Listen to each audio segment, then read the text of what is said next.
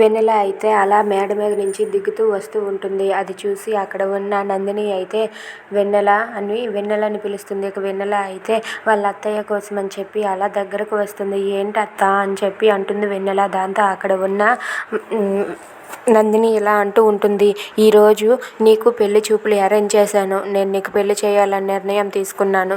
ఈరోజు పెళ్లి చూపులు, త్వరగా రెడీ అయ్యి ఉండు అని చెప్పి అంటూ ఉంటుంది. అది వినగానే వెన్నెల అయితే ఒక్కసారిగా షాక్ అయ్యి అలా ఉండిపోతుంది. ఏ అత్త, ఒక్కసారి నేను చెప్పేది వినత్తా అని అంటే, ఏయ్ నువ్వు ఇంకా ఎక్కువ మాట్లాడుకు, నువ్వు తొందరగా వెళ్ళి రెడీ అవ్వు, పెళ్లి వాళ్ళు వచ్చే టైం అయింది అని చెప్పి నందిని అంటుంది. ఇక పెళ్లి వాళ్ళు వచ్చాక నందిని అయితే వెన్నెల అని పిలుస్తుంది. ఇక వెన్నెల అయితే వాళ్ళందరి కోసం కాఫీ, టీలు తీసుకువస్తుంది. ఇక తనైతే పెళ్లి కూతురులా రెడీ అయ్యి వాళ్ళ కోసం అక్కడికి కాఫీ, టీలు తీసుకుని వచ్చి వాళ్ళందరికీ కూడా ఇస్తుంది. ఇక అలా పెళ్లి కూతురులా రెడీ అయిన వెన్నెలను చూసి వాళ్ళైతే చాలా సంతోషిస్తూ ఉంటారు. అమ్మాయి ఎంత లక్షణంగా ఉంది, మాకు ఈ పెళ్లి ఇష్టమే, మీకు ఇష్టమేనా అని చెప్పి అడుగుతూ ఉంటారు వాళ్ళు.